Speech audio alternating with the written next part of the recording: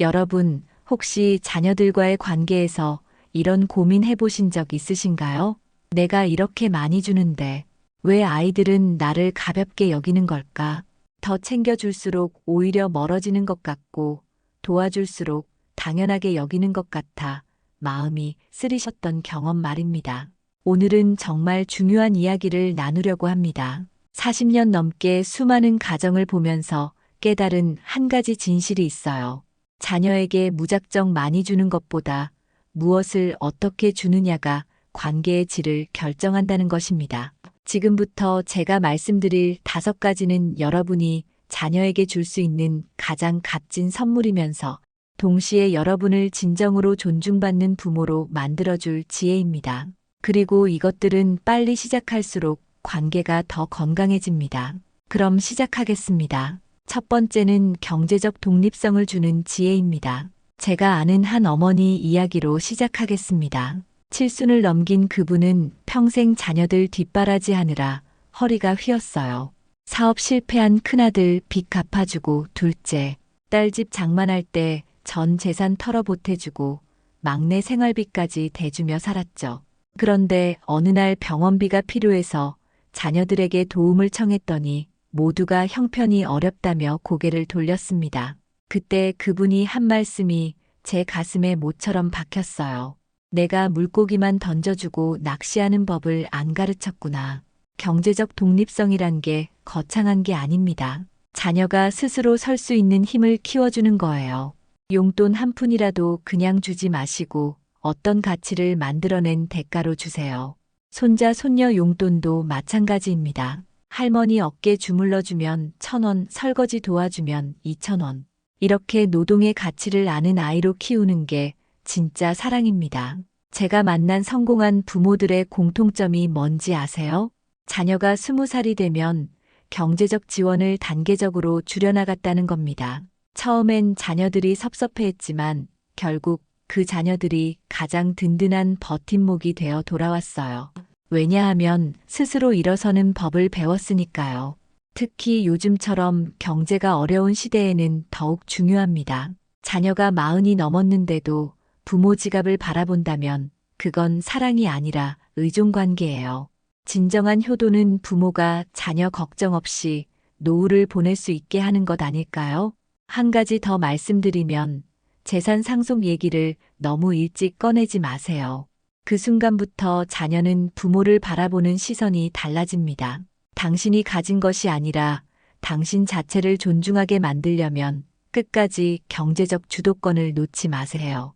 부모가 경제적으로 독립적일 때 자녀도 독립적이 됩니다. 그리고 서로 독립적인 두 사람이 만날 때 비로소 진정한 존중이 시작됩니다. 기억하세요. 당신이 자녀에게 줄 수 있는 최고의 선물은 돈이 아니라 돈을 벌 수 있는 능력과 철학입니다. 실천 방법을 구체적으로 말씀드리면 오늘부터라도 자녀에게 주는 모든 경제적 지원의 조건을 다세요. 무조건적인 지원을 조건부 지원으로 바꾸는 겁니다. 예를 들어 생활비를 지원한다면 매달 가계부를 보여달라고 하세요. 사업자금을 지원한다면 사업계획서를 받으세요. 이게 차갑게 느껴지실 수도 있지만 결국 자녀를 어른으로 대접하는 첫걸음입니다. 그리고 가장 중요한 건 여러분 자신의 노후 자금은 절대 건드리지 마세요. 자녀 앞에서 당당하고 싶으시다면 경제적 독립만큼 강력한 무기는 없습니다. 평생 모은 노후 자금을 자녀에게 퍼주고 나서 손 벌리는 부모가 되지 마시고 끝까지 품위 있게 사시다가 남는 것만 물려주세요. 그게 진짜 부모의 자존심이고 자녀가 부모를 존경하는 이유가 됩니다.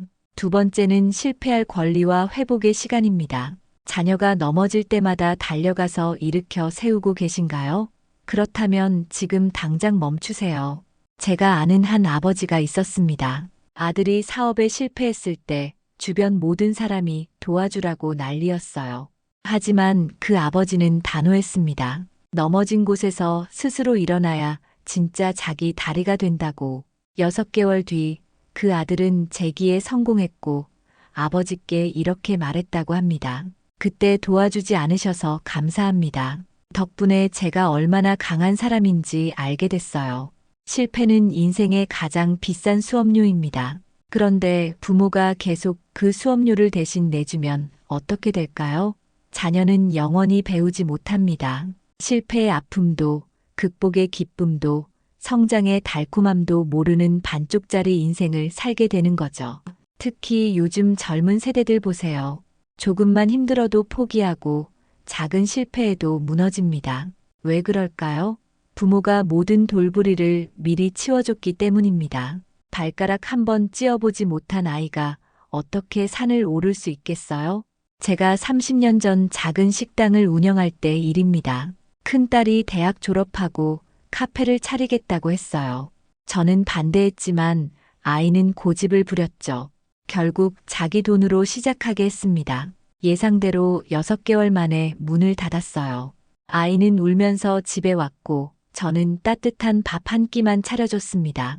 그리고 이렇게 말했어요. 실패해봤으니 이제 뭘 하면 안 되는지 알았지? 그게 내가 번 돈이야. 그 딸이 지금은 중견기업 임원이 되어 있습니다. 가끔 만나면 그때 이야기를 하며 웃어요. 엄마가 그때 도와줬으면 전 아직도 실패하는 법을 몰랐을 거예요. 실패를 두려워하지 않게 된 건 그때 혼자 극복해본 경험 덕분이라고. 부모가 자녀에게 줄 수 있는 가장 큰 선물 중 하나가 바로 실패할 자유입니다. 물론 지켜보는 부모 마음은 찢어집니다. 당장 달려가서 도와주고 싶고 대신 아파주고 싶죠. 하지만 참으세요. 그 참음이 자녀를 어른으로 만듭니다. 다만 한 가지, 실패한 자녀를 비난하거나 잔소리하지는 마세요. 이미 충분히 아프니까요. 대신 이렇게 말해주세요. 괜찮아. 누구나 실패해. 중요한 건 여기서 뭘 배웠냐는 거야. 이 따뜻한 인정이 있을 때 자녀는 다시 일어설 힘을 얻습니다. 그리고 회복의 시간을 충분히 주세요. 무릎이 까졌을 때 딱지가 앉듯이 마음의 상처도 아물 시간이 필요합니다. 너무 빨리 다시 시작하라고 재촉하지 마세요. 충분히 아파하고, 충분히 반성하고, 충분히 회복한 다음에 다시 일어서게 하세요. 실패를 경험한 자녀는 2가지를 얻습니다. 첫째는 겸손함이고, 둘째는 회복 탄력성입니다. 이 2가지를 가진 사람은 어떤 어려움도 이겨낼 수 있어요. 반대로 실패를 모르는 자녀는 작은 바람에도 부러지는 나무와 같습니다. 여러분이 진정으로 자녀를 사랑한다면 실패하게 두세요. 넘어지게 두세요. 울게 두세요. 그리고 스스로 일어나는 모습을 조용히 지켜봐 주세요. 그게 부모가 할 수 있는 가장 위대한 교육입니다. 기억하세요. 실패 없는 성공은 없고 상처 없는 성장은 없습니다. 자녀에게 실패할 권리를 주는 순간 여러분은 진정한 스승이 되는 겁니다. 3번째는 인정과 신뢰의 언어입니다. 여러분, 마지막으로 자녀에게 진심 어린 칭찬을 한 게 언제인가요? 잘했다는 말 한마디, 고맙다는 표현 한 번이 얼마나 어려우신가요? 제가 만난 한 어머니는 80이 되어서야 후회했습니다. 평생 자식들 잘못만 지적하고 살았는데 이제 와서 잘한다고 말하려니 입이 안 떨어진다고. 자녀들도 어색해하고 관계는 이미 멀어질 대로 멀어져 있었죠. 인정의 말은 공짜입니다. 하지만 그 가치는 수억을 줘도 살 수 없어요. 특히 부모의 인정은 자녀 인생의 가장 든든한 뿌리가 됩니다. 아무리 세상이 차갑게 대해도 부모만은 나를 믿어준다는 그 확신이 얼마나 큰 힘이 되는지 아세요?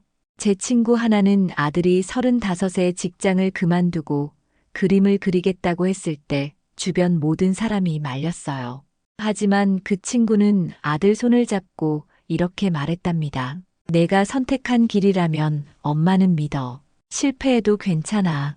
내가 행복하면 그게 성공이야. 3년 뒤 그 아들은 개인전을 열었고 엄마를 무대로 불러 이렇게 말했다고 합니다. 세상에서 저를 가장 먼저 인정해준 사람, 우리 엄마입니다. 인정이란 게 거창한 게 아닙니다. 자녀가 설거지했을 때 깨끗하게 잘했네. 전화했을 때 목소리 들으니 좋다. 손자 잘 키우는 것 보니 대견하다. 이런 작은 말들이 쌓여서 자녀의 자존감이 됩니다. 그런데 우리 세대는 유독 인정에 인색합니다. 칭찬하면 자만한다고 배웠고, 잘했다고 하면 버릇 없어진다고 생각했죠. 그래서 평생 자녀들에게 부족한 것만 지적했습니다. 공부 안 한다, 돈 못 번다, 애 교육 못 시킨다. 이런 말들만 반복했어요. 그 결과가 뭔지 아세요? 자녀들이 부모 앞에만 서면 작아집니다. 아무리 사회에서 성공해도 부모 앞에서는 영원한 부족한 아이가 되는 거죠. 지금이라도 늦지 않았습니다. 오늘부터 하루에 한 번씩 자녀에게 인정의 말을 전하세요. 처음엔 어색할 겁니다. 하지만 계속하다 보면 관계가 달라지는 걸 느끼실 거예요. 자녀가 더 자주 전화하고 더 많이 찾아오고 더 깊은 대화를 나누게 됩니다. 신뢰는 더 중요합니다. 자녀의 선택을 믿어주세요. 설령 그게 틀린 선택이라 해도 일단 믿어주세요. 왜 그런 선택을 했는지 물어보고 귀 기울여 들어주세요.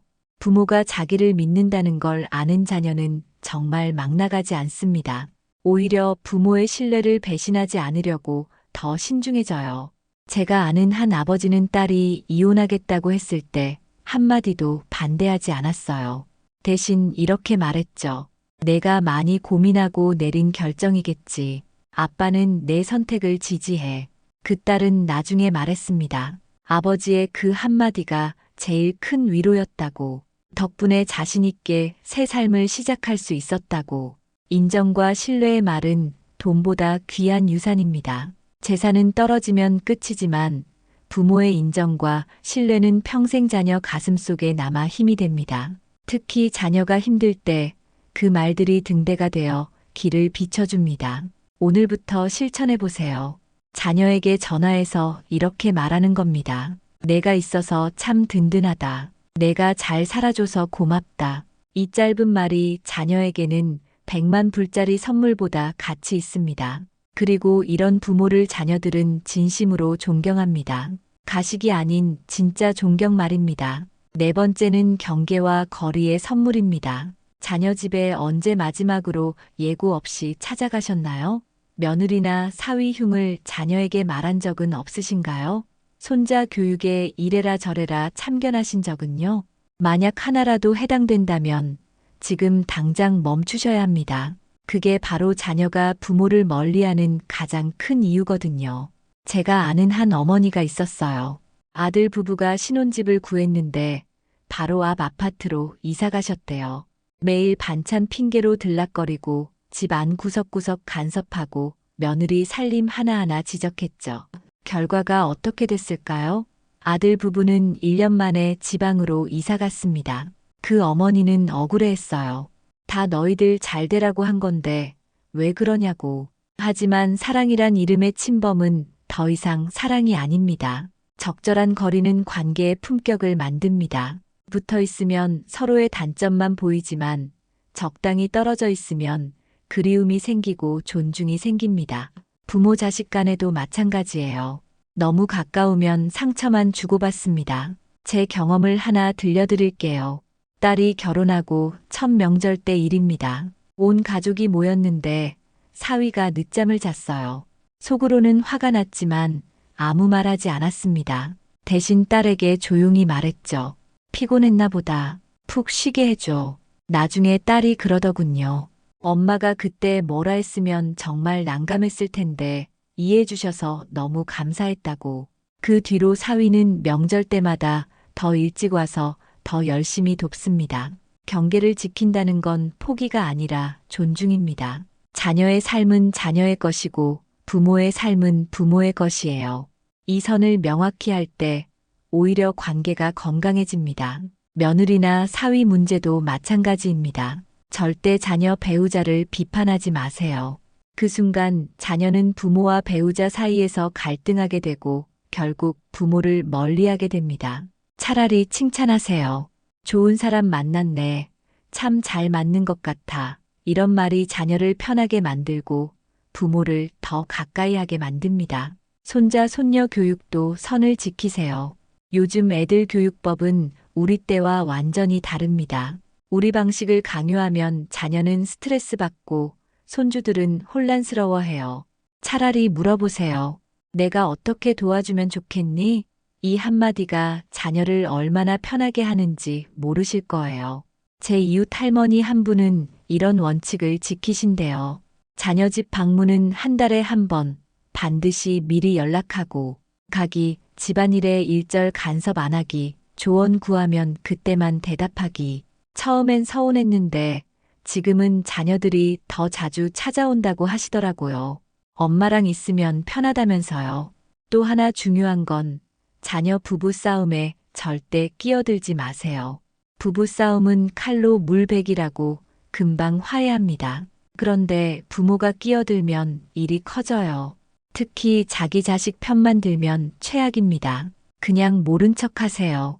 정 물어보면 이렇게 대답하세요.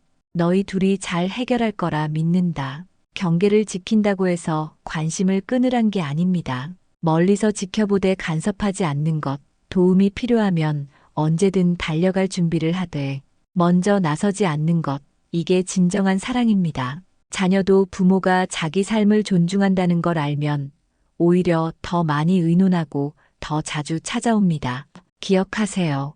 가장 좋은 부모는 자녀가 필요할 때만 나타나는 부모입니다. 그리고 그런 부모를 자녀들은 가장 존경합니다. 거리를 두는 게 서먹한 게 아니라 서로를 더 소중히 여기는 방법임을 잊지 마세요. 다섯 번째는 삶의 철학과 가치관입니다. 자녀에게 물려줄 가장 값진 재산이 뭘까요? 집, 돈, 땅, 아닙니다. 그런 건 언젠가 사라집니다. 하지만 부모의 삶의 철학과 가치관은 대대로 이어집니다. 자녀의 가슴 속에 또 손주의 마음 속에 영원히 살아 숨쉬는 유산이 되는 거죠. 제가 존경하는 한 할아버지가 계셨어요. 평생 작은 구멍가게를 운영하셨는데 돌아가시기 전에 자녀들을 불러 모으고 이렇게 말씀하셨대요. 내가 너희에게 남길 재산은 없다. 하지만 세 가지 원칙은 꼭 기억해라. 첫째, 남의 것을 탐하지 마라. 둘째, 받은 만큼 베풀어라. 셋째, 하루를 후회 없이 살아라. 그 집 자녀들은 모두 성공했습니다. 재산은 없었지만 아버지의 철학이 나침반이 되어 올바른 길로 인도했던 거죠. 삶의 철학이란 거창한 게 아닙니다. 여러분이 평생 지켜온 신념, 어려움을 이겨낸 지혜, 세상을 바라보는 관점, 이런 것들이 모두 철학입니다. 문제는 이걸 자녀에게 전달하지 못하고 가슴 속에만 묻어둔다는 거예요. 제 어머니는 항상 이런 말씀을 하셨어요. 가난은 부끄러운 게 아니지만 게으름은 부끄러운 거다. 그 한마디가 제 인생의 좌우명이 됐습니다. 힘들 때마다 그 말을 떠올리며 다시 일어섰고 제 자녀들에게도 똑같이 전했습니다.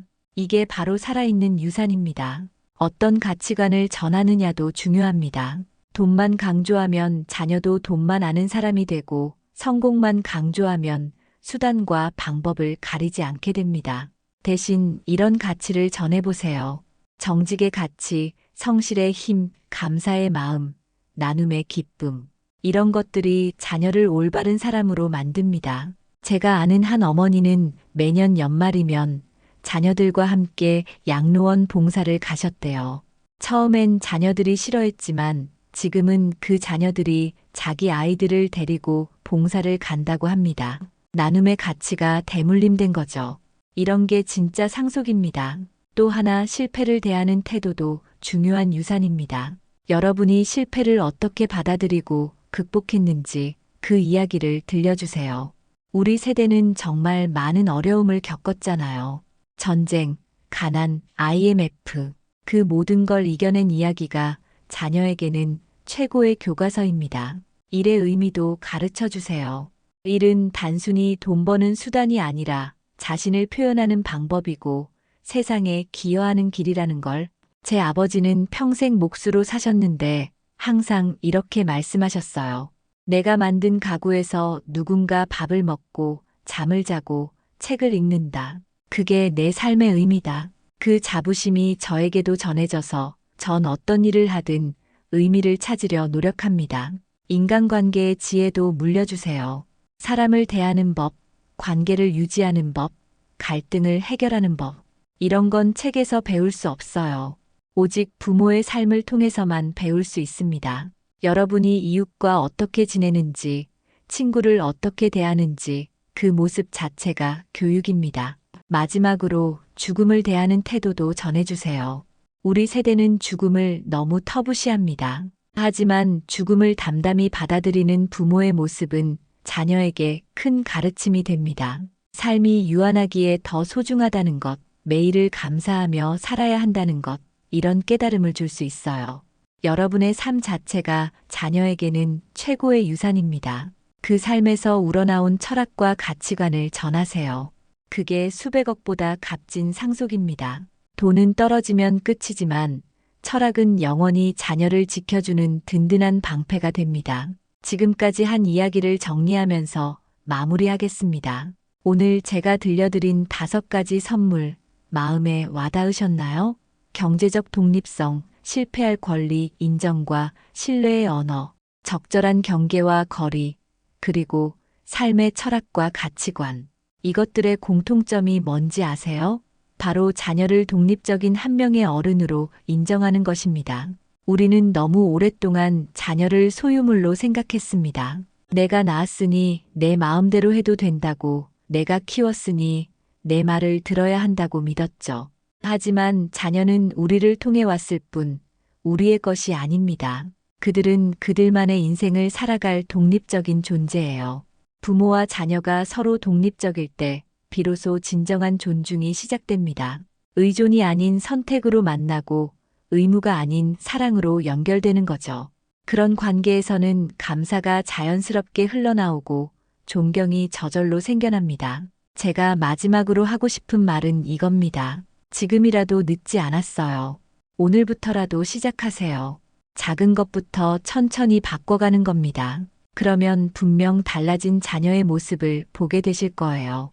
더 자주 안부를 묻고, 더 깊은 대화를 나누고, 더 진심 어린 감사를 표현하는 자녀 말입니다.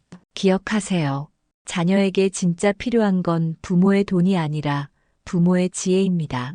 진짜 원하는 건 부모의 간섭이 아니라 부모의 신뢰입니다. 그리고 진짜 바라는 건 완벽한 부모가 아니라 함께 성장하는 부모입니다.